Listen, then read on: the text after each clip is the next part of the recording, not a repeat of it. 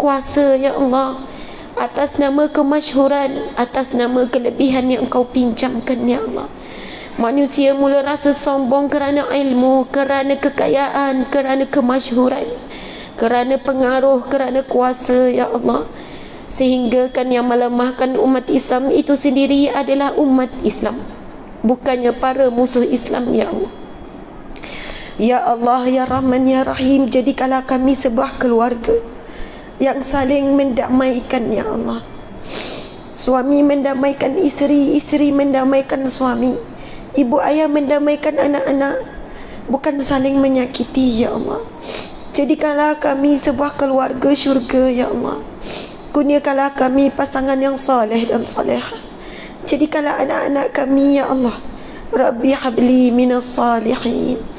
Jadikanlah anak-anak zuriat keturunan kami ya Allah di kalangan yang soleh ya Allah. Allahu Akbar. Allahumma inna duha'uka ya Allah, duha ini duhamu ya Allah. Wal baha'uka, keagungan ini keagunganmu. Wal jamala jamaluka, keindahan ini keindahanmu. Wal quwwata quwwatuka, segala kekuatan itu kekuatanmu. Wal qudrata qudratuka, kudrat itu kudratmu. Wal ismata ismatuka, segala yang indah itu keindahanmu ya Allah. Allahumma in kana rizkina fis sama' fa anzilhu ya Allah, sekiranya rizki kami di langit maka turunkanlah.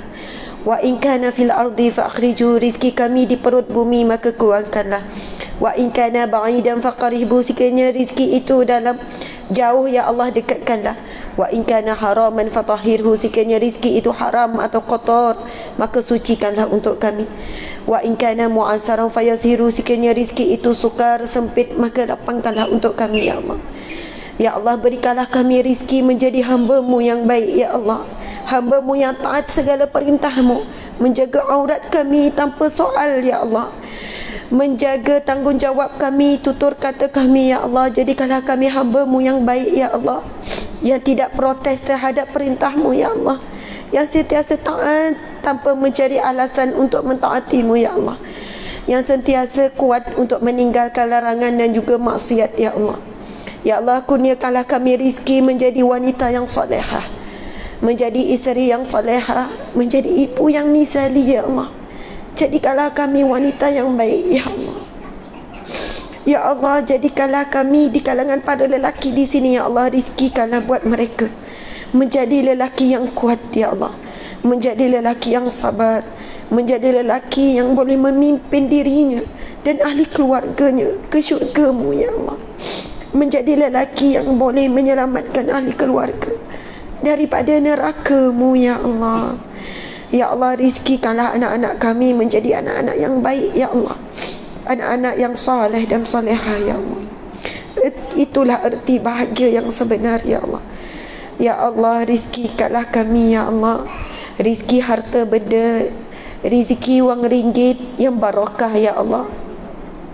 Sekiranya rizki wang ringgit dan harta itu menjauhkan kami daripada-Mu ya Allah, maka kami redha Engkau ambil ia daripada kami ya Allah.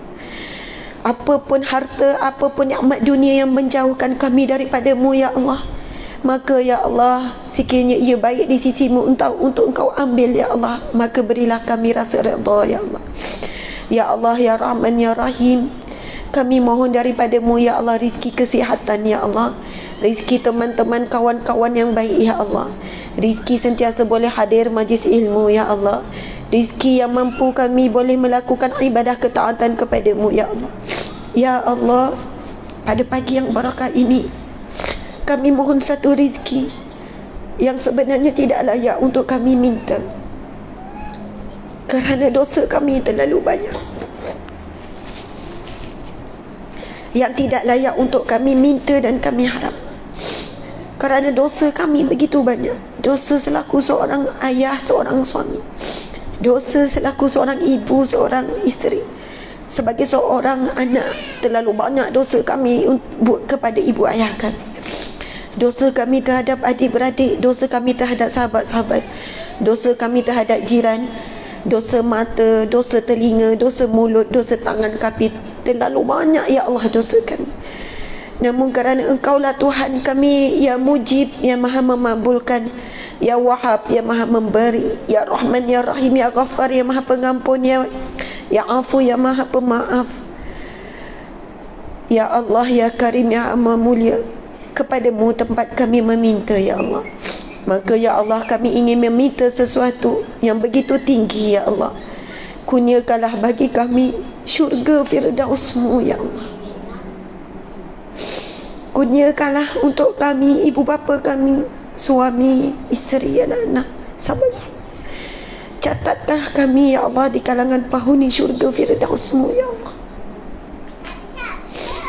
Tanpa dihisab, tanpa diazab, Ya Allah. Wala taj'alna min ahli nar. Dan jauhilah kami daripada api neraka-Mu, Ya Allah. Ya Allah, jika bayaran untuk syurga-Mu, Ya Allah, ujian demi ujian tanpa henti. Jika bayaran untuk syurga-Mu, Ya Allah, Engkau beri kami sakit, Engkau ambil harta, Engkau ambil anak-anak, Engkau ambil keluarga. Jika bayaran untuk syurga-Mu, Ya Allah, kesakitan, tekanan, kesempitan dan sebagainya, Ya Allah, kami redha, Ya Allah. Kerana untuk syurga-Mu semuanya berbaloi, Ya Allah. Namun berilah kami kekuatan jiwa, Ya Allah, kekuatan mental, Ya Allah, kekuatan emosi, untuk kami faham bahawasanya hakikat ujian, hakikat musibah ini adalah kerana Engkau mencintai kami, kerana Engkau ingin berikan syurga-Mu buat kami, Ya Allah. Allahu Akbar. Berikanlah kami kekuatan untuk istiqamah, sehingga kami mati dalam keadaan kami redha, dan kami dapat redha-Mu, Ya Allah.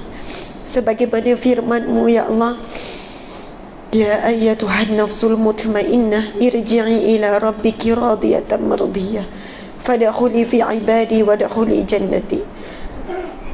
Kami menantikan panggilan begitu, Ya Allah. Sebagaimana firman-Mu, wahai jiwa-jiwa yang tenang, kembalilah kepada Tuhan-Mu, dan akan kamu redha dengan segala ketetapan, segala ujian. Mardiyah, dan engkau juga diredai oleh Allah. Fadkhuli fi ibadi wa dakhuli jannati. Maka masuklah ke dalam kalangan hamba-hambaku yang soleh, dan masuklah ke dalam syurga-Ku. Ya Allah, jadikanlah kami di kalangan hamba-Mu yang bakal dipanggil dengan panggilan jiwa yang tenang, dan dijemput masuk di kalangan hamba-Mu yang soleh, dan dijemput masuk ke dalam syurga-Mu, Ya Allah. Kami lemah, Ya Allah, maka kuatkanlah kami. Kami jauh, Ya Allah, maka dekatkanlah kami. Kami lupa, Ya Allah, maka ingatkan kami, Ya Allah. Hanya kepadamu tempat kami merayu dan meminta kami harap, Ya Allah. Ampunilah kami, Ya Allah. Allahumma ighfir lana dhunubana wa liwalidayna warhamhum kama rabbawna shighara, wa li ashabil huquqi alayya wa li jami'il muslimina wal muslimat wal mu'minina wal mu'minat al ahya'i minhum wal amwat. Rabbana atina fid dunya hasanah wa fil akhirati hasanah wa qina azaban nar wa qina azabal qabr wa qina azabal mahsyar. Wa sallallahu ala sayyidina Muhammad wa ala alihi wa sahbihi wa sallam, walhamdulillahi rabbil alamin. Amin amin ya rabbal alamin. Taqabbalallahu minkum minna wa minkum, taqabbal ya karim.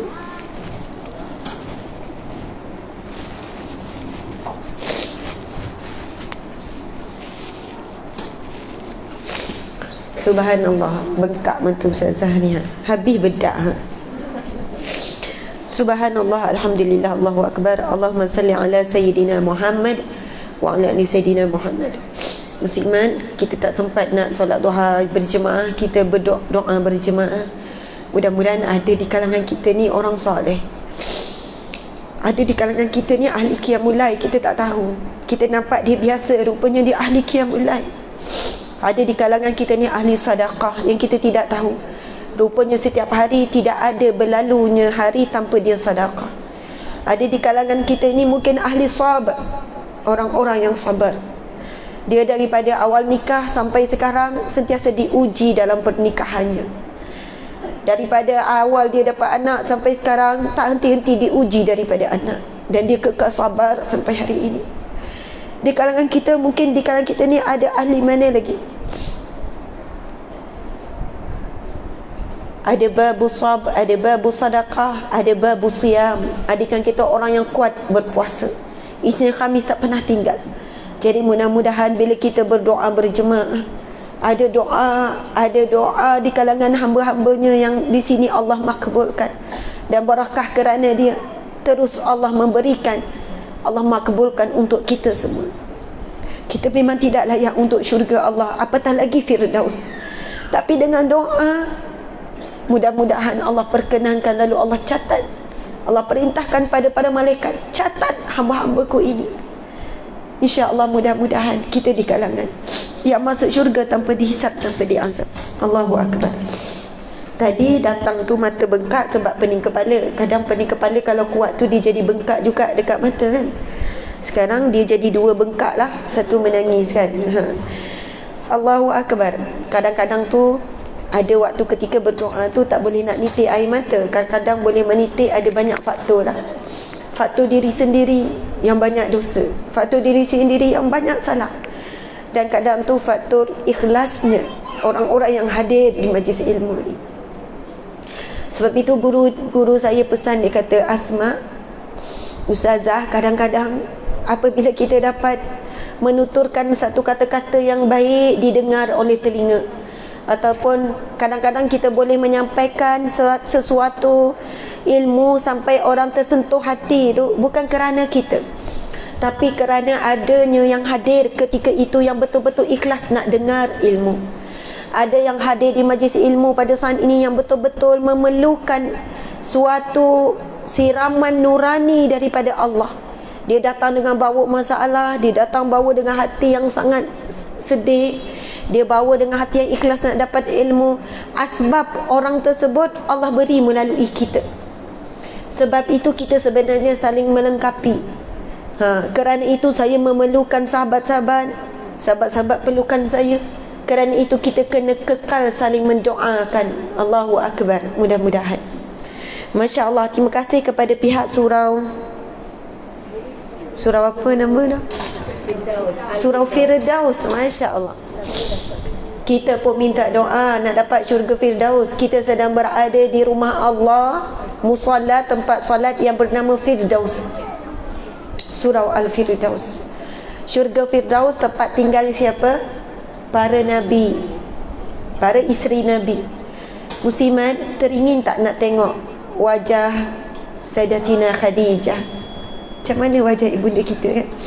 Wajah Sayyidatina Aisyah, wajah Maryam, Sayyidatina Maryam, wajah Sayyidatina Asiyah, wajah ibunda-ibunda kita semualah, Fatimah. Masya Allah.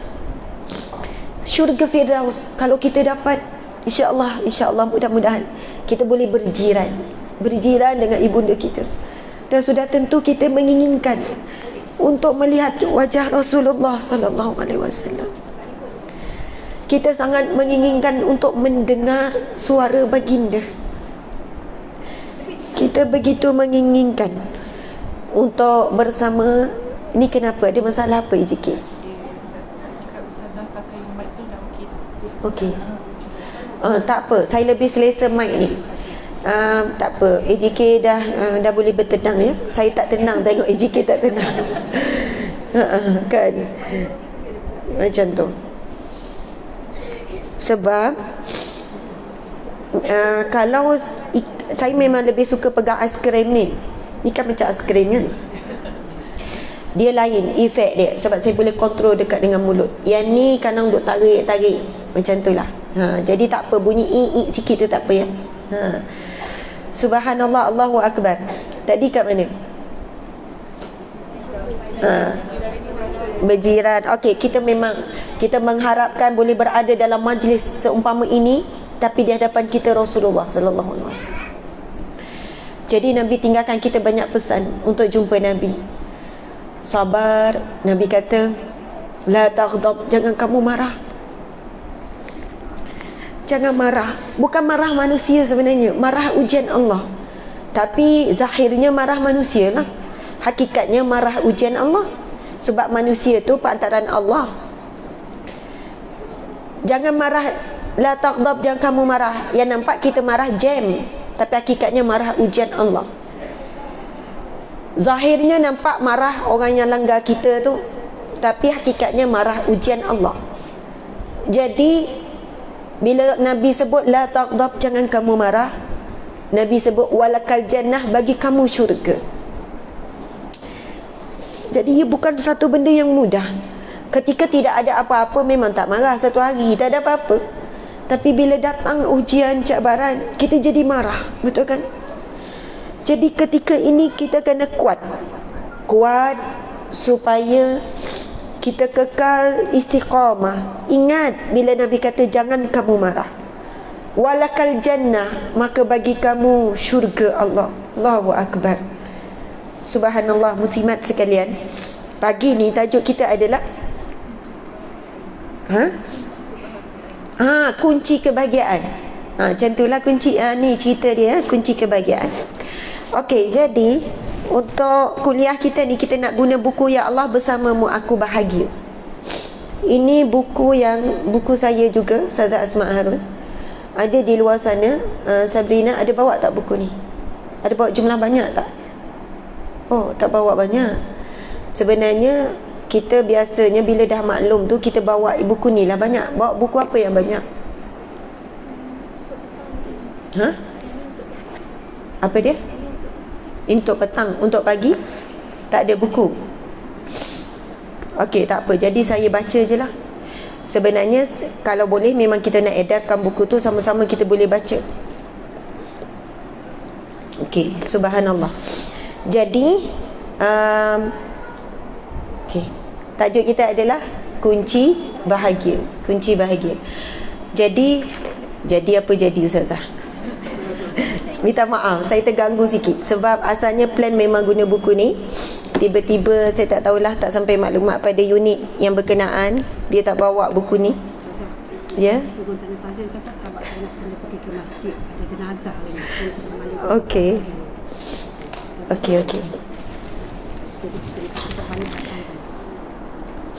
Dek, buku Sahabat Dunia Akhirat ke paling banyak ada kat luar? Tak juga. Habis tu bawa buku apa? Allahu Akbar. Sama ya. Buku apa paling banyak?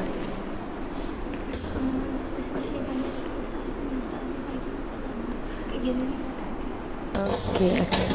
Subhanallah. Okey, tak apa. Kita pergi kepada akronim bahagia. Boleh ya? Akronim bahagia. Itu yang saya minta. Tajuk kita adalah bahagia. Minta maaf Ustazah ni macam loading sikit ya, sebab sakit kepala ya. Masya Allah. Tajuk kita adalah bab kunci bahagia. Muslimat, tanya khabar dululah ya. Ustazah ni direct je ceramah kan. Apa khabar semua? Alhamdulillah. Biasa saya pantun juga dah ya. Pagi-pagi makan roti bakar. Muslimat, apa khabar? Jawab pantun boleh tak? Masya Allah. Subhanallah. Kalau nak jawab tu, tengah hari makan nasi udang galah, Alhamdulillah. Bila petang minum sirap biji selasih, saya nak ucap terima kasih. Kalau ada handphone yang rosak, jangan buang merata. Kalau saya ada cakap yang salah, jangan mengata. Itu pantun saya dapat semalam tu. Subhanallah, bila malam makan nasi dengan tahu, saya nak cakap I love you. Ada. Tu je lah pantun setakat ni ya. Masya Allah. Alhamdulillah muslimat sekalian, terima kasih ya kepada semua yang hadir. Jadi tajuk kita adalah berkenaan dengan kunci bahagia. Kunci bahagia. Jadi kita buat akronim lah daripada bahagia. Jadi bahagia tu bermula daripada huruf B, huruf A, huruf H, huruf A lagi, lepas tu G, lepas tu I, lepas tu A.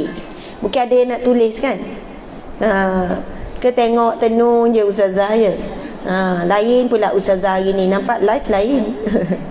Mata tu yang lain. Masya Allah. Okey, sekejap ya. Cuba tanya Ustaz, kalau sempat ambil daripada Ustaz Azmi dengan Ustazah, Kalau dah tahu Ustaz Azmi tak datang, kenapa tak dilawawal?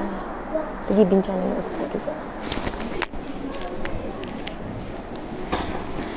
Okey, subhanallah. Jadi kita ada akronim bahagia, BAHAGIA. Jadi huruf B kita letak, B itu ialah bersangka baik. B itu adalah bersangka baik. Ini antara kunci bahagia. Dalam kepala saya dah ada dah tu setiap nombor tu, setiap huruf tu, duk fikir on the way tadi. B yang pertama untuk bahagia ialah bersangka baik. Masya Allah. Bila sebut bab bersangka baik, pergi kepada firman Allah Subhanahu wa taala. Auzubillahi minasyaitonirrajim. Bismillahirrahmanirrahim. Wa asa an takrahu syai'an wa huwa khairul lakum wa asa an tuhibbu syai'an wa huwa syarrul lakum wallahu ya'lamu wa antum la ta'lamun. Sadaqallahul azim.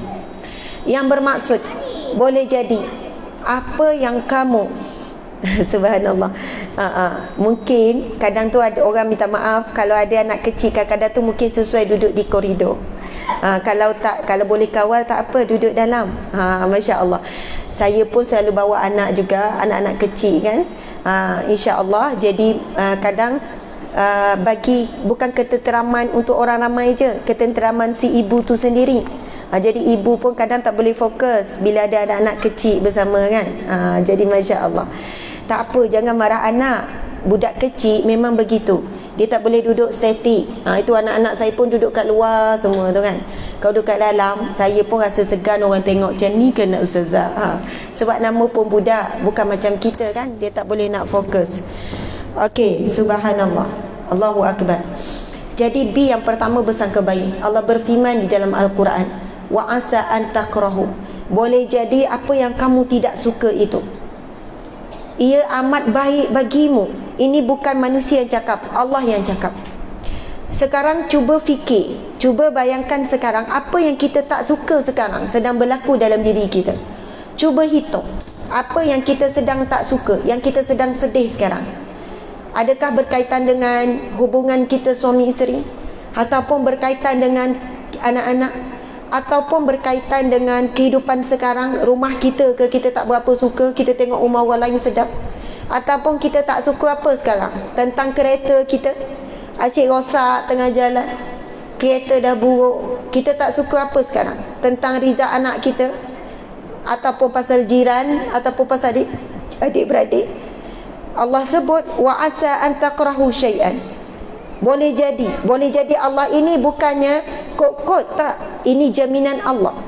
Apa yang kamu tidak suka itu, ia baik bagi kamu. Dan boleh jadi apa yang kamu nak, wa asa an tuhibbu syai'an. Boleh jadi apa yang kamu suka, apa yang kamu nak, ia buruk bagi kamu. Jadi cuba bayang pula sekarang apa yang kita nak, apa yang kita bayang, apa yang kita duk kejar-kejar. Kalau boleh kita nak anak kita straight A kan, tiba-tiba dapat straight C ataupun straight B. Tak ada satu biji A pun. Kita bayang anak kita ni boleh A semua ni, tengok-tengok tak ada A sebiji pun. Allahu Akbar. Kita sekarang ada banyak perkara yang kita nak tapi belum dapat. Tapi kalau kita boleh bersangka baik dengan Allah dan yakin dengan kata-kata Allah ni, Allah sebut apa? Dengan firman Allah ni Allah sebut apa? Wa asa an tuhibbu syai'an wa huwa syarrul lakum. Boleh jadi apa yang kamu suka, yang kamu cintai, apa yang kamu nak itu, ia buruk bagi kamu. Wallahu ya'lam. Sesungguhnya Allah Maha mengetahui. Wa antum la ta'lamun. Allah sebut wallahu ya'lamu wa antum la ta'lamun. Betul lah. Allah kata sesungguhnya Allah Maha mengetahui, kamu tidak tahu apa-apa. Pertama, antara bentuk hubungan yang paling dahsyat ataupun yang paling teruk seorang hamba dengan Allah adalah bila dia meragui Allah. Apabila seorang hamba bersangka buruk dengan Allah. Antara contoh bersangka buruk dengan Allah, kadang-kadang ayat tu bunyi biasa, tapi jangan yakini ayat yang kita tanya, Allah ampun tak saya ya, Allah ampun tak ya. Itu seolahnya salah satu bentuk ayat ia meragui sifat Allah yang Maha Pengampun. Tapi kalau kita guna ayat tu dalam konteks rasa rendah diri, lalu kita tanya pada guru, Ustaz, ustazah, dosa saya banyak, Allah ampunkan tak saya. Itu bukan dia ragui Allah, cuma dia tanya tu sebagai rasa rendah diri dia, sebagai tanda dia nak bagi tahu banyak sangat dosa dia ni. Jadi kita pun bertanya, ya Allah, layakkah aku untuk dapat pengampunan? Tapi kalau ada setengah orang sampai putus asa, dosa saya banyak sangat, dosa saya banyak sangat, Allah takkan ampunkan saya, ini sangka buruk kepada Allah. Sedangkan Allah ya Ghafar, ya Maha Pengampun.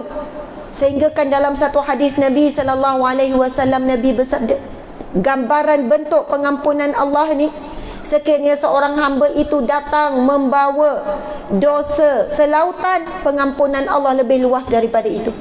Sekiranya seorang hamba itu datang bertemu dengan Allah dengan segunung, tinggi gunung dia punya dosa, pengampunan Allah lebih luas daripada itu. Allahu Akbar. Saya nak cerita satu kisah. Kisah daripada riwayat yang sahih. Kisah daripada kisah ini di zaman Rasulullah sallallahu alaihi wasallam. Okey. Saya kesian tengok AJK lengah pegang tu.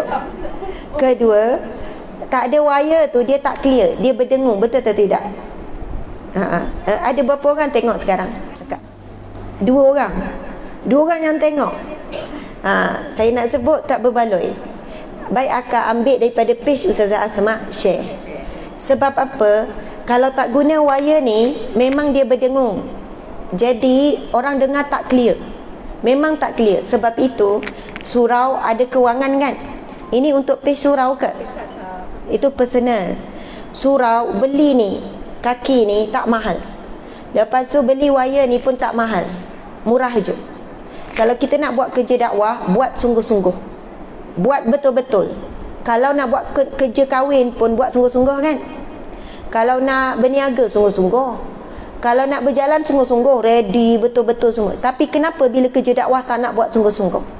Surau Rumah Allah, beli ni ada tim media, gajikan tim media, ada budak muda ramai ni yang tak ada kerja, tak membazir tuan-tuan puan-puan sekalian. Bagi dia equipment ni, beli wire ni. Bila ada kuliah, bila ada ustaz, ustazah mengajar, tim media surau ada. Dan bila ada orang infak, nanti mungkin ada orang infak, tak apa, saya nak infak tim media punya peralatan. Dia beli ni, lepas tu dia beli telefon khas. Kami pun banyak orang infak, telefon pun orang infak. Sebab dia bijak. Setiap kali ustazah guna telefon untuk live, setiap kali ustazah guna kaki ni, ustazah guna wire ni, dia dapat pahala mengalir, walaupun dia sedang tidur, walaupun dia sedang baring, walaupun dia sedang rehat-rehat. Sebab itu, kalau kita orang yang bijak, kita akan cari orang yang bila dia diberikan sesuatu, dia akan manfaatkan. Telefon kita memang tak ada telefon khas untuk ni. Jadi ada pihak telefon selalu rosak sebab kita guna kerap. Jadi kita ada je standby. Sekarang dah ada tak standby. Kalau orang nak infak telefon untuk kami boleh. Tiba-tiba iklan kan. Wire ni sebab kerapnya guna, selalu juga rosak. Jadi alhamdulillah ada je pihak yang kadang post.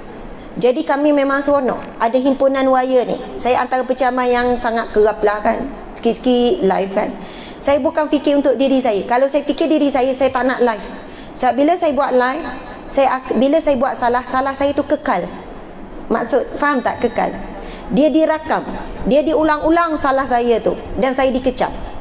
Tapi saya fikir apa yang saya sampaikan boleh sampai ke Sabah, Sarawak, seluruh dunia.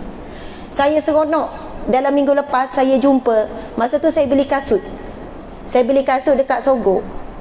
Oh, cerita tu kat Sogo tu. Sebenarnya nak cari kasut yang sesuai, kaki saya ni dia besar depan, jadi payah sangat jumpa kasut sesuai. Pergi sana, pergi sini, kalau tak sesuai memang sakit. Saya pula banyak ceramah berdiri. Lepas tu pergi pusing, akhirnya berhenti di satu tempat. Adik tu kan pakai mask, saya tak cam lah kan, tapi dia menggeletar. Saya kata, kenapa dek? Dia kata, saya tahu ni Ustazah Asma, dia tu. Saya pakai ni lah kan. Saya terdah, kenapa awak menggeletar? Ustazah tahu tak, setiap kali lepas solat saya doa nak jumpa Ustazah. Dan sebab saya kerja sebagai sales girl ni, saya tak ada cuti. Saya tahu Ustazah ada ceramah, saya nak pergi, tapi saya tak dapat. Dia pun cerita, Ustazah, saya baru pakai tudung 3 bulan. Setelah berapa lama saya dengar ceramah Ustazah, 3 bulan baru saya pakai tudung ni. Memang dia pakai seluar pakai. Dan sejak daripada tu ustazah saya berdoa dengan Allah, saya nak jumpa ustazah setiap kali lepas solat saya doa. Dan saya tak dapat pergi kuliah ustazah, tapi Allah hantar ustazah depan saya. Saya kata, "Dek, awak tahu tak, ustazah cari banyak mall kasut nak jumpa yang selesa. Rupanya Allah nak jumpakan ustazah dengan awak." Subhanallah, hari tu saya jumpa seorang makcik kata, "Ustazah, saya buat solat hajat ustazah untuk jumpa ustazah. Saya buat solat hajat bukan doa, makcik buat solat hajat." Dan saya pun ada cerita istimewa kenapa saya sampai depan makcik tu hari tu. Sebab itu Allahu Akbar. Akhirnya saya kata tak apalah, walaupun saya dikenakan, maksudnya apa-apa kecaman, kehinaan, saya mesti tak lari daripada salah. Mesti ada salah bila saya menyampaikan. Dan ada pihak yang memang kerjanya cari salah, haters kan. Dia cut, dia sebarkan. Tak apalah. Tapi suara saya sampai ke mana-mana. Saya pergi Sabah, saya menangis di Sabah. Saya jumpa ramai yang tak pernah pakai tudung, datang daripada jauh, perjalanan berjam-jam untuk jumpa bila turun ke Sarawak. "Ustazah, saya pakai tudung ustazah. Saya dengar ceramah ustazah sekian-sekian, walaupun ustazah garang, tapi benda tu sampai ustazah." Dia datang jumpa nak tunjuk dia pakai tudung, dia kata.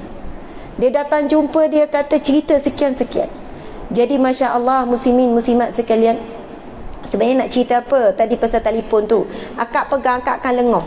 Beli benda ni tak murah, tak mahal pun, tapi berbaloi. Letak je terus statik. Dia tak goyang-goyang. Buat kerja dakwah, buat yang terbaik. Sebab itu kami menghabiskan untuk equipment, untuk media saja puluh-puluh ribu. Itu guna duit sendiri, hasil jual buku apa semua, puluh-puluh ribu. Kalau orang kata tak berbaloi. Studio apa semua, peralatan, kita punya mic apa semua, 40 ribu, 50 ribu. Orang kata, mahalnya. Kenapa kalau untuk konsert orang ratus ribu tahu, equipment untuk konsert ratus ribu, berbaloi sebab suara sedap penyanyi. Kenapa bila ceramah nak berkira? Subhanallah, mudah-mudahan Allah terima ia sebagai satu amal jariah yang pahalanya akan mengalir kepada semua yang turut sama. Okey, jadi B yang pertama iaitu bersangka baik dengan Allah. Jadi cukup suatu perkara yang sangat dahsyat seorang hamba bila dia bersangka buruk dengan Allah. Contoh bab rezeki. Kenapalah hidup kita sempit macam ni, Allah tak makbulkan ke? Allahu Akbar. Rezeki Allah bagi, bukan duit saja, itu semua orang dah faham dah. Tetapi kita susah untuk menerimanya kerana betapa cintanya kita kepada harta dunia. Ada orang diberi rezeki harta melimpah, tapi dia tidak ada rezeki tenang dalam hatinya. Ada orang diberikan rezeki isteri yang cantik, isteri yang sempurna, tetapi dia tidak mempunyai mungkin rezeki anak-anak yang baik. Mungkin dia tidak ada rezeki kawan-kawan yang baik. Allah itu maha adil. Jangan bersangka buruk dengan Allah. Ya Razak, Allah yang maha memberi rezeki. Dan mungkin ada orang yang ketika hidupnya nampak rezeki harta pun kurang, rezeki anak pun kurang, seberkurang. Rupanya Allah sedang menyiapkan untuk dia rezeki yang paling utama, iaitu syurga Allah. Sebab dari segala kurang hidup dia di dunia itu, lalu dia sentiasa mengisi jiwa dia dengan sabar, dengan redha dan sebagainya. Tadi saya nak cerita sebenarnya kan. Subhanallah, minum air sikit. Okey, ceritanya di zaman Rasulullah sallallahu alaihi wasallam ada datang seorang sahabat Nabi ni di hadapan sahabat Nabi. Dia jumpa dulu Saidina Umar macam tu lah. Terlebih dahulu dia jumpa Saidina Umar ke, saya tak ingatlah dia jumpa sahabat mana. Lalu dia bertemu, lalu dia berkata kepada sahabat Nabi tersebut, dia kata dengan menangis-nangis, dia kata sesungguhnya dia mempunyai dosa yang begitu banyak. Dia menangis-nangis dosa yang begitu banyak. Kemudian bila Nabi nampak, Nabi pun bertanya kepada sahabat tu, siapakah orang yang di depan tu? Kemudian sahabat ni pun sebutlah siapa, saya tak ingat nama dia. Kemudian dia tanya, kenapa? Ya Rasulullah, aku tidak tahu. Tetapi dia datang dengan menangis yang begitu dahsyat, yang begitu teruk. Dan dia menyatakan dosanya begitu banyak, dosanya begitu besar. Dan dia menyebut bahawasanya Allah tidak akan mengampunkan dia. Maksudnya dia sebut ayat umpama tu lah. Lalu Nabi SAW pun panggil dia. Panggil, lalu Nabi bertanya. Lalu dia pun jawab perkara yang sama. Ya Rasulullah, dosaku begitu besar. Dosa begitu dahsyat. Dosaku begitu banyak. Lalu Nabi bertanya, adakah dosamu dengan bumi dan isinya lagi banyak? Lalu dijawab, ya Rasulullah, sesungguhnya dosaku lebih dahsyat, lebih besar daripada dunia dan isinya. Lalu dia bertanya, Rasulullah tanya lagi, adakah dosamu lebih besar daripada arasy Allah? Nabi tanya macam tu. Lalu dia kata, ya Rasulullah, sesungguhnya dosaku lebih besar daripada itu. Dahsyat sangat ni. Lalu Nabi tanya lagi. Saya sebenarnya tak ingat tingkatan Nabi tanya tu banyak. Nabi tanya dia, dan dia setiap kali dia jawab, adakah lebih besar daripada 7 petala langit, pun dia jawab, dosaku lebih besar daripada itu ya Rasulullah. Kemudian lalu Nabi tanya, adakah dosamu lebih besar daripada rahmat dan pengampunan Allah? Lalu dia jawab, sesungguhnya rahmat dan pengampunan Allah itu lebih besar. Lalu Nabi bertanya, apakah dosamu? Apa dosa yang kamu buat sehingga kan kamu berani kamu mengatakan bahawasanya dosamu lebih besar daripada dunia ini, lebih besar daripada 7 langit, lebih besar daripada arasy Allah dan sebagainya. Lalu dia bercerita, ya Rasulullah, sesungguhnya aku ini kerjanya adalah penggali kubur. Dan aku ni kerja penggali kubur, mahir lah gali kubur ni. Dan suatu ketika ya Rasulullah, dan aku ada tabiat yang buruk. Dia penggali kubur, dan apabila ditanam jenazah, mungkin orang dah balik, ketika kubur tu masih lagi mungkin merah, maksudnya kalau nak gali semula tu tak payahlah, bukan macam nak gali tanah yang dah keras. Aku akan gali kembali kubur yang telah pun selesai kan, telah dimakamkan, untuk mengambil kain kafan. Dia ambil kain kafan jenazah.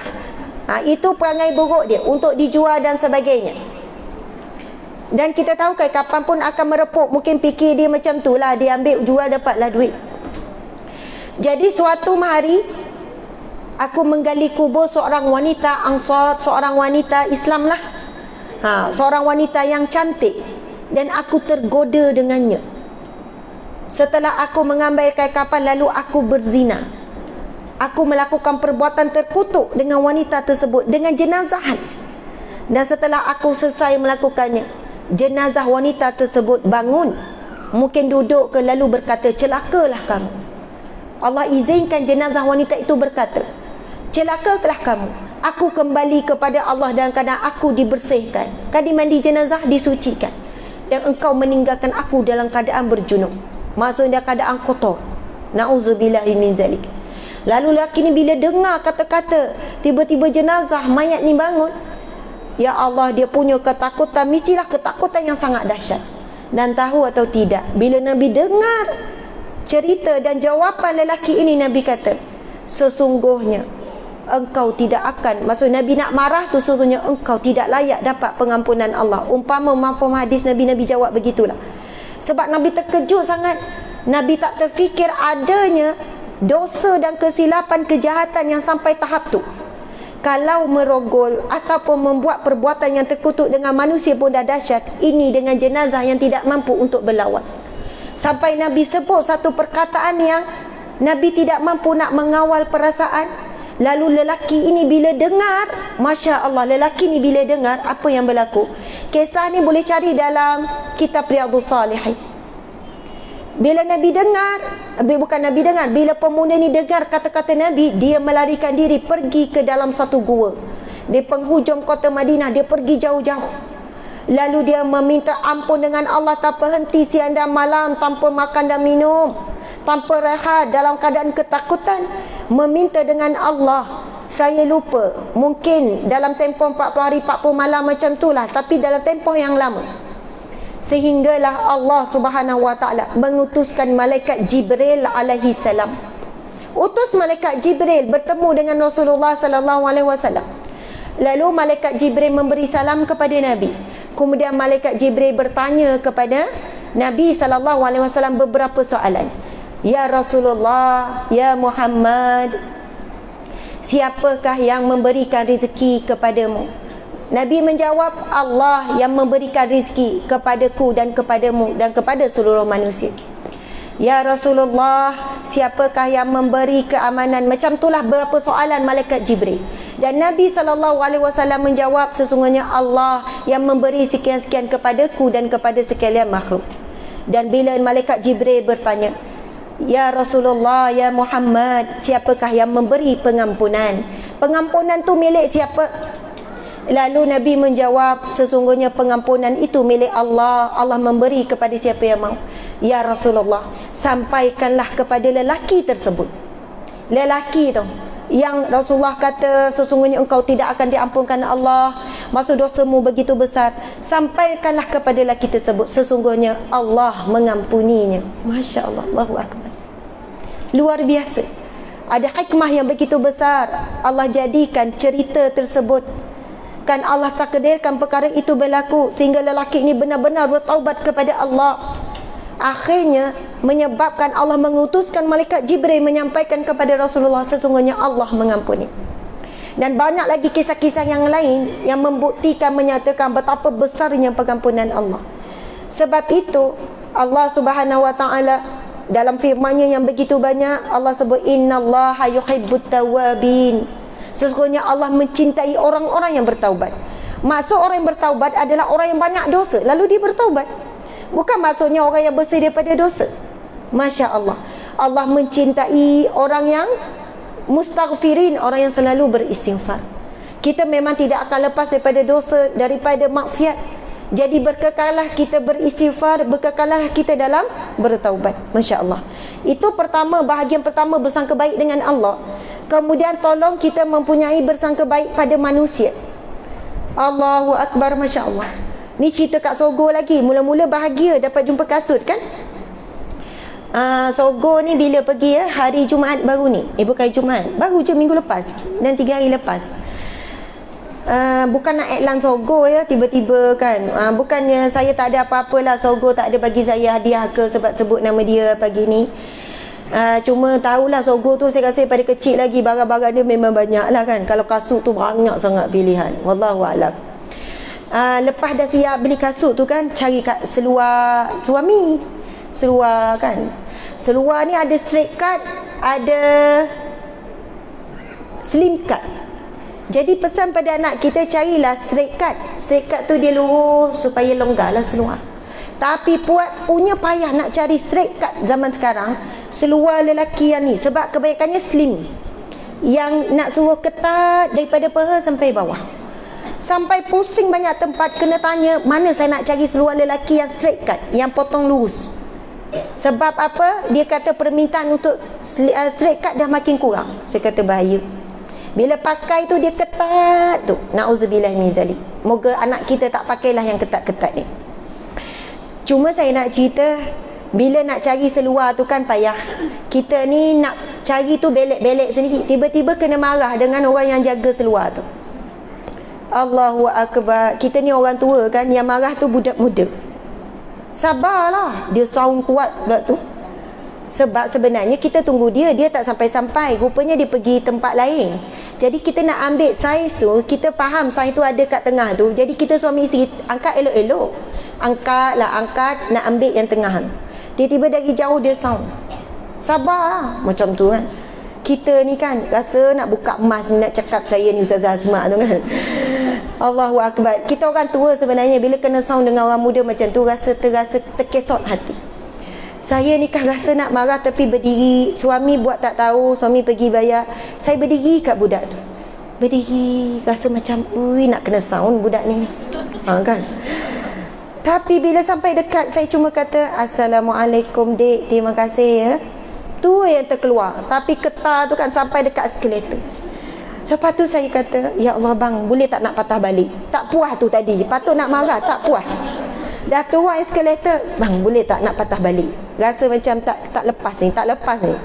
Sebenarnya bukan nak marah, nak cakap elok-elok. Dek, akak ni nak beli dengan awak ni kan, awak gak dapat lebih. Kalau kan dia orang ni kan promoter macam tu, awak cakap elok-elok tak boleh ke?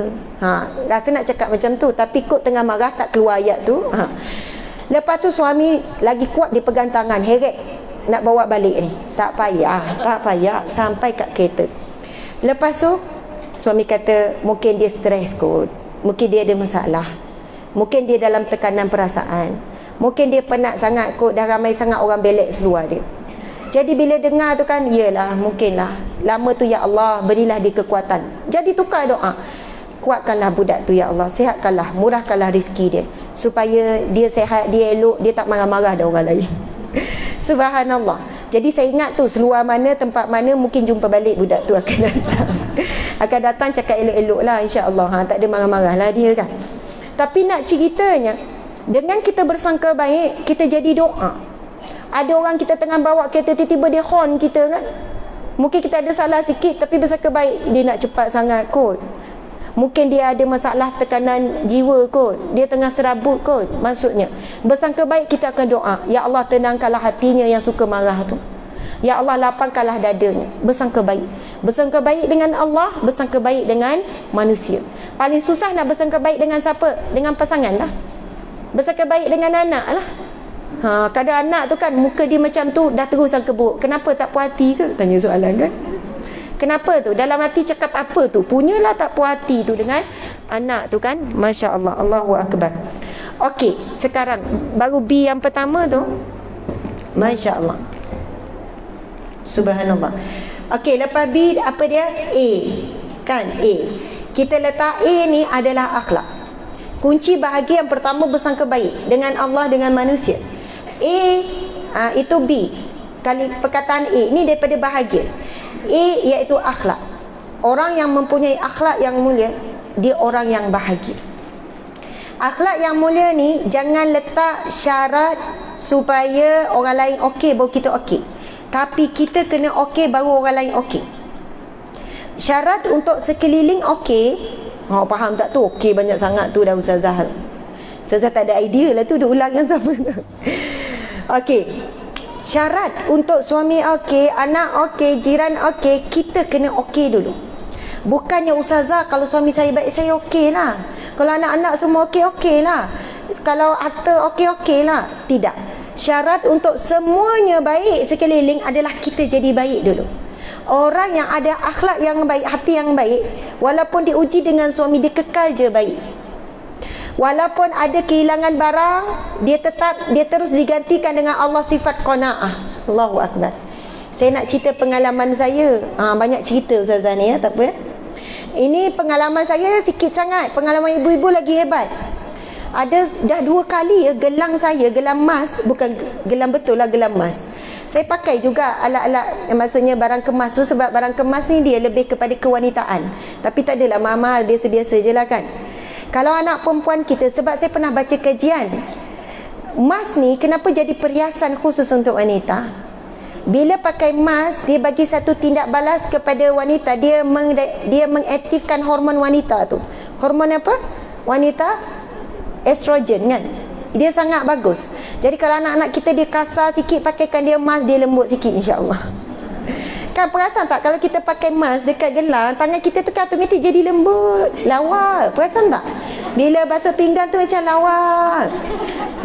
Bila jemur kain, oi macam cantik kan.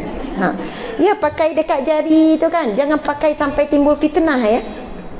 Pakai penuh jari, pakai besar-besar, pakai mengikut uruf, kebiasaan. Kadang kita sendiri tak mampu nak menampung tu. Mata orang tu tengok, kita buat tak tengok. Alah, perasan sangat kalau banyak tu jadi tarik perhatian, betul kan? Bila tarik perhatian, kita bimbang tabarruj. Tabarruj ni bukan dengan wajah aja. Ada orang tabarruj, dia tarik perhatian dengan kasut, keletak. Kasut tu tinggi. Jadi orang tengok. Ada orang tabarruj dengan pakaian dia. Dia jadi tarik perhatian dengan tudungnya. Ada orang tabarruj dengan makeupnya. Ada orang tabarruj dengan barang hiasannya. Kadang bila nak ceramah tu, saya takut saya jadi tarik perhatian. Buka dulu, letak dalam kereta, letak sekian-sekian. Bukan tengok Ustazah, tengok cincin Ustazah. Adalah pakaikan gelang. Tapi 2 kali saya ceramah, berapa tempat hilang, gelang hilang. Gelang saya tak tahulah. Mungkin ada yang licik ambil ke, wallahualam, bukan nak sangka buruk lah. Mungkin memang masa tu lah jatuh. Bila balik tengok, ya Allah, gelang hilang. Ada gelang tu hadiah sebab hari lahir, ada hadiah suami bagi kan. Gelang hilang. Subhanallah. Terus letak, wa asa an takrahu syai'an. Apa yang kita tak suka tu ia sangat baik. Cuma saya nak cerita apa, satu lepas dah berapa ketika saya hilang gelang, saya pergi ceramah di satu tempat yang jauh. Habis saya ceramah, tiba-tiba ada seorang wanita, "Ustazah, saya nak bagi hadiah pada Ustazah." "Hadiah apa kak? Hadiah apa?" Dia pun keluarkan gelang yang dia pakai, dia pun letak pada tangan saya. Tapi gelang tu berkali ganda besar pada gelang saya hilang. Besar, memang berat. Saya kata, "Tak payah kak, tak payah." "Tak apa Ustazah, tolong terima, tolong, paksa tu kan." Kita dalam hati memang nak lah, siapa tak nak kan. Tapi kak, janganlah tunjuk sangat kan. Saya kata, "Ya Allah bang." Masya Allah.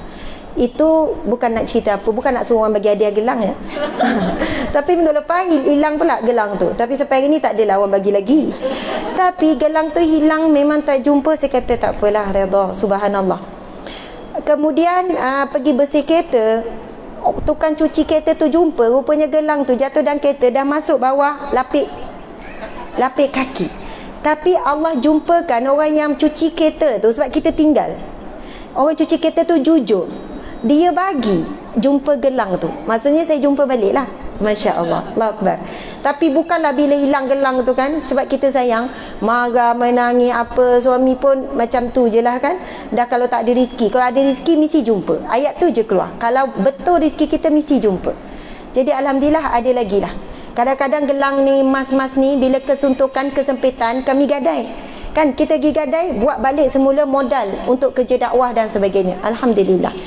Jadi Masya Allah, muslimat sekalian, kalau kita adalah kehilangan apa-apa kan, meriah tu lagu iringan tu kan, dia tak jumpa nak tekan mana tu.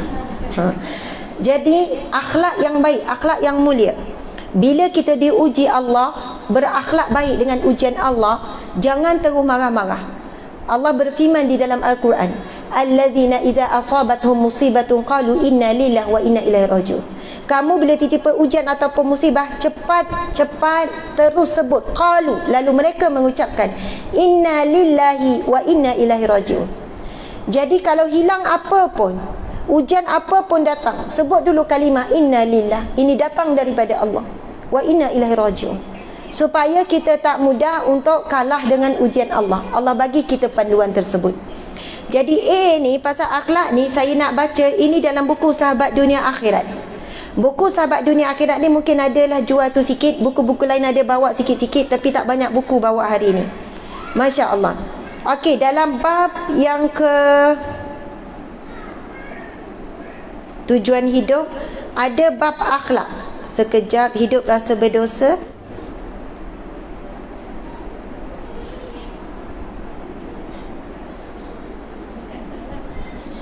Seni ujian, ubah hidupmu dengan salat.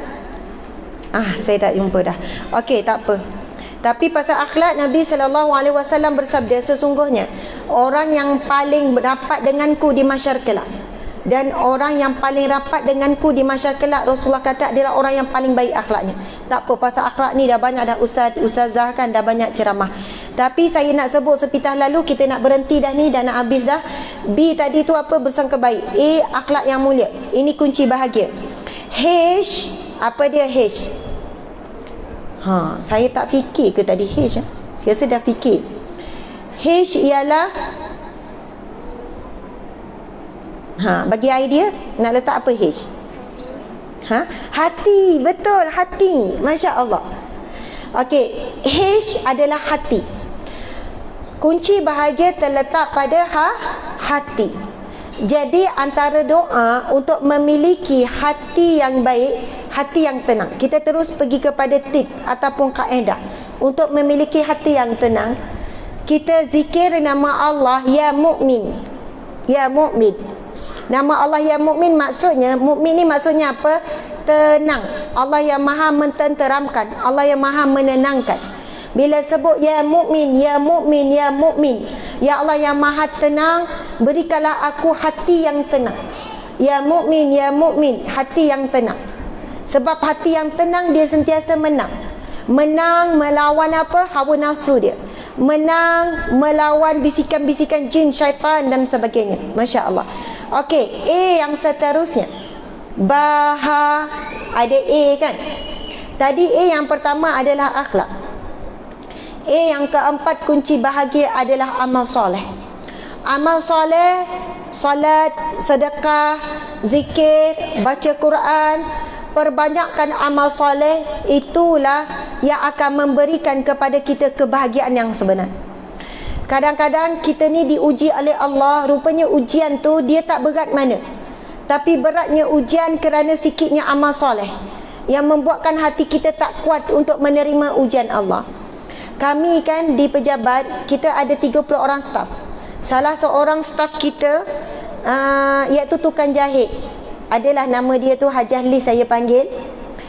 Subhanallah, mula-mula dia datang temuduga untuk tukang jahit kan, Masya Allah. Umur dia 60 lebih, tapi jahit, fokus kerja, Masya Allah. Bila saya tanyakan, sebab kita tahu ada orang ni memang luar biasa amalan, sebab tu dia punya tenang tu luar biasa. Satu hari saya tanya, Hajah Lis boleh share tak dengan saya, apa amalan Hajah Lis? Dia kata, Ustazah, acik ni tak banyak amal, acik ni dah tua-tua baru nak beramal, acik ni kurang je dia duk sebut. Saya kata, Hajah share lah dengan saya apa amalan Hajah. Ustazah, makcik kalau pagi-pagi lepas subuh akan selawat, kadang-kadang 1000 kali, bukan kadang-kadang, paling kurang 1000 kali. Sebelum pergi kelas Al-Quran tu selawat dulu 1000 kali. Selalunya dapatlah 2000, kadang-kadang dapat 4000, kadang-kadang dapat 5000. Masa PKP hari tu, sebab tak kerja, tak keluar, tak ada kelas, satu hari dapat 15000. Saya dengar boleh 15000 Hajah Lis. Yelah PKP kan Ustazah, tak keluar, kuliah tak ada apa, bolehlah buat 15000. Setiap kali lepas solat 5000, 2-3 ribu dapatlah 15000. Saya kata, ya Allah, dahsyatnya Hajah Lis. Nak habis 1000 pun saya rasa berat sangat kalau lepas subuh. Ustazah, mula-mula rasa berat, lama-lama rasa manis, lama-lama jadi ringan. Seronok Ustazah. Pagi-pagi paling kurang 1000, jadi boleh 2000 tu okey lah tu. Saya kata 1000 tu pun berat bagi saya. Hajah boleh buat berapa lama dah? Boleh dah lah, dah berapa tahun ke berapa bulan, tapi istiqamah setiap hari tak tinggal. Sejak masuk PKP, daripada sebelum PKP mungkin dah, wallahualam saya lupa, nanti saya tanya di balik berapa tahun ataupun berapa bulan, tapi bukannya baru berapa hari. Dia kata, Ustazah, Alhamdulillah, sejak Hajah istiqamah selawat 1000, istighfar 1000, semua kerja Allah mudahkan. Masalah dia kata tipulah tak ada, masalah mesti ada, ujian mesti ada, tapi Allah bagi mudah, Allah bagi ringan. Datang apapun ujian, datang apapun masalah, mesti ada jalan keluar, mesti ada orang nolong, mesti ada. Dan kedua Ustazah, dia cakap dengan yakin. Orang yang dah lalui, dia cakap bukannya ragu-ragu. Muka dia, ayat dia, suara dia, sebab hasil daripada yang dia buat. Dia kata, tahu Ustazah, apa yang terlintas dokek hati acik ni, cakap nenggori kan, apa yang terlintas belum cakap lagi, Allah dah bagi. Apa yang acik minta, Allah makbulkan. Apa yang terlintas dekat hati ni, Allah bagi. Ustazah tahu tak apa yang antara yang terlintas dekat hati acik ni? Acik terlintas, acik harap dapat jumpa Ustazah. Dan satu hari Allah bagi jumpa Ustazah. Ingat tak acik jumpa mana Ustazah? Jumpa dekat Alamanda. Padahal duduk sama Seremban, jumpa kat Putrajaya, Alamanda. Saya kata, acik jumpa kat mana? Kita pernah jumpa kat mana? Alamanda Ustazah. Bila? Tahun lepas. Masa tu Ustazah jalan seorang-seorang. Saya pergi Alamanda tu, Shopping Complex tu, sebab saya nak cari barang. Saya tak pernah masuk Shopping Complex Alamanda tu, tapi sebab barang tu saya nak guna, selepas waktu tu saya terpaksa masuk. Dan saya pergi seorang. Suami kat parking, sebab wallahualam kami tak reti kat kawasan tu. Saya naik seorang, jumpa barang, terus turun eskalator. Makcik tu lah duduk kat bawah tu, menantu dia tegur, Ustazah ambil gambar tu. Ustazah, saya jumpa Ustazah, saya doa nak jumpa. Saya kata, patutlah Allah nak suruh saya masuk alam bandar, jumpa rupanya doa makcik. Lepas tu Ustazah, saya doa supaya saya dapat lama-lama dengan Ustazah. Dan Alhamdulillah, Ustazah mula buka kedai, Ustazah cari tukang jahit, saya datang, Ustazah terus jumpa. Hari-hari saya jumpa Ustazah, hari-hari jumpa. Sebab saya duduk di situ, galeri kedai baju, dia duduk dekat atas. Boleh kuliah sama-sama, kami sama-sama pagi-pagi baca Quran, sama-sama pergi sana pergi sini. Saya kata, ya Allah, dan banyak lagi doa saya Ustazah. Saya rasa rugi sangat daripada muda dulu saya tak buat. Beramal setiap pagi selawat 1000 kali, istighfar 1000 kali. Sebab rupanya yang menghalang doa selama ini bukan Allah tak nak bagi, tapi banyaknya karat dosa kita.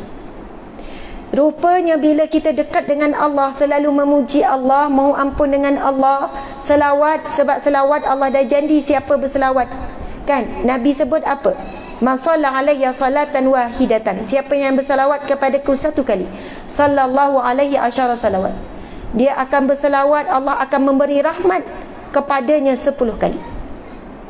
Jadi dia bekerja, Jahli bekerja dengan menantu. Menantu dia nama Puan Hilia. Saya tanya Puan Hilia, untung Puan Hilia dapat mak mertua macam ni.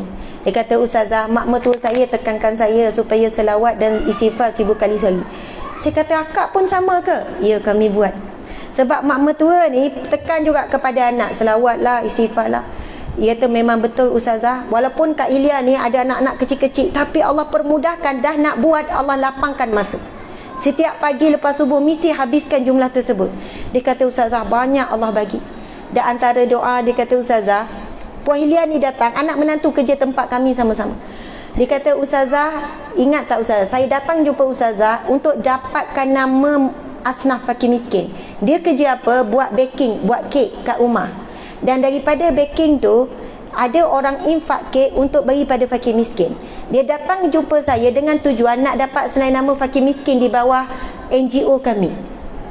Tetapi dengan izin Allah, kali pertama masa dia jumpa datang, saya tak tahu macam mana, akak kerja dengan kami? Akak kerja dengan saya? Padahal ramai orang datang interview, 60 orang, kita terima 5 orang je. Tapi Puan Hilia datang tanpa interview, saya tu kata, akak boleh tak akak kerja dengan saya? Saya tak tahu macam mana. Ustazah, biar betul Ustazah, saya bukan nak cari kerja Ustazah, kerja dengan saya. Sebab saya tengok akhlaknya sangat baik, peribadinya sangat baik. Kemudian akhirnya dia jadi pengurus, jadi orang besar dengan sifat dia yang sangat bagus. Dia kata, Ustazah, rupanya Allah bagi saya lebih. Saya nak dapat nama tu je, tapi sekarang boleh kerja dengan NGO, saya direct boleh menyantuni asnaf. Dia tunggu dapat senarai nama asnaf. Bila dia backing, dia bagi hadiah kepada asnaf dan sebagainya. Masya Allah, Allahu Akbar. Dan setiap orang yang datang tu kan, bekerja, datang jumpa, dia ada kisah masing-masing. Tapi saya nak share sebenarnya, muslimat sekalian, hidup kita ni kalau tak nak ubah hubungan dengan Allah, kita kena bersedia untuk menderita sepanjang hidup, sampai mati menderita. Sampai bila kita nak sebut, Ustazah saya ada masalah, Ustazah saya sekian. Sebelum nak mengadu masalah sekian-sekian, cek dulu diri kita, cek dulu keadaan kita. Berapa banyak kita istighfar dalam satu hari? Berapa banyak kita selawat kepada Nabi? Sedangkan Allah berfirman di dalam Al-Quran, Bismillahirrahmanirrahim, ala bizikrillahi tatma'innul qulub. Hanya saja dengan kamu mengingati Allah, jiwa kamu akan tenang. Orang yang banyak zikrullah ini, orang yang akan banyak dapat pertolongan daripada Allah Subhanahu wa ta'ala. Allahu Akbar. Muslimat sekalian, bahagia. A tu pasal apa? Amal soleh. Kemudian G. G tu apa? G, payah sikit. Bagi idea G apa? Itu kenapa ya? Subhanallah. Tak ada apa. Okey, G. Tak apalah ya, tak habis jadi bahar je ya. Subhanallah. Okey, saya ingat tadi G, dah lupa dah. Bismillah. Gigi. Kan boleh juga. I tu bolehlah letak iman. A pula apa dia? A lagi Wallahu alam. Sebenarnya saya dah menggeletar, minta maaf ya. Tadi memang tak sempat makan, minum air je. Sebenarnya air Nescafe dia buat kan. Saya tak boleh minum sebenarnya air Nescafe, minta maaf. Kafein, dia jadi tu. Jadi subhanallah, bahagia. Macam itulah ya muslimat. Saya dah tak boleh sambung lagi dah. Menggeletar tu sebenarnya tanda lapar, kelaparan, hypo. Jadi sekadar itulah perkongsian kita pada hari ini. Mudah-mudahan dapat manfaat. Saya ucap terima kasih banyak-banyak. Saya mohon maaf sekiranya saya ada buat salah, saya ada buat silap, kekurangan dan sebagainya. Minta maaf ya, mesti ada kekurangan. Allahu Akbar. Dengan itu mudah-mudahan tak nak habis lagi tu kan. kita sama-samalah beramal. Kalau tak dapat banyak, dapat sikit ya. InsyaAllah dapat inspirasi kan. Sebelum kita nak merungut, saya pun banyak merungut juga muslimat. Sebelum kita banyak nak sedih dengan ujian Allah, cuba kita ubah dulu. Setiap pagi, kalau tak sempat pagi, habiskan dalam satu hari. Istighfar, kalau tak mampu 1,000, letak 500 dulu. Kalau selawat tak mampu 1,000, letak 500 dulu. 100 setiap kali lepas solat. Jangan tanya saya bagaimana Allah akan berikan jalan keluar. Tetapi Allah janji dalam surah At-Talaq. Surah At-Talaq. Surah At-Talaq. Betul lah surah At-Talaq. Surah At-Talaq kan? Bismillahirrahmanirrahim. Wa man yattaqillaha yaj'al lahu makhraja wa yarzuqhu min haitsu la yahtasib. Wa man yatawakkal 'ala Allahi fahuwa hasbuh.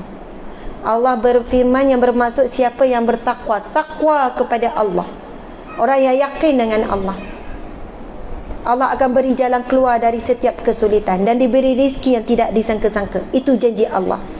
Rupanya kita ni sulit, ada masalah, tak ada jalan keluar sebab kita tak takwa kepada Allah. Sebab itu, bagaimana jalan untuk takwa? Amal soleh. Bagaimana jalan untuk takwa? Mesti antaranya adalah orang yang banyak zikrullah. Sebab itu tak pelik orang yang banyak zikrullah, dia akan dapat jalan keluar tu. Masya Allah. Alhamdulillah. Terima kasih ya. Jadi insya-Allah sama-sama kita buat perubahan, hidup kita akan berubah. Banyakkan istighfar, banyakkan selawat kepada Nabi sallallahu alaihi wasallam. Jadi sekian daripada saya. Pecah kaca, pecah gelas. Lagi, cinta saya harap dibalas. I love you so much. Saya sayang semua kerana Allah, kerana Rasulullah sallallahu alaihi wasallam. Di sini kita bertemu, mudah-mudahan di syurga Allah kita akan bersatu. Sekian, wabillahi taufiq wal hidayah. Assalamualaikum warahmatullahi wabarakatuh. Subhanallah.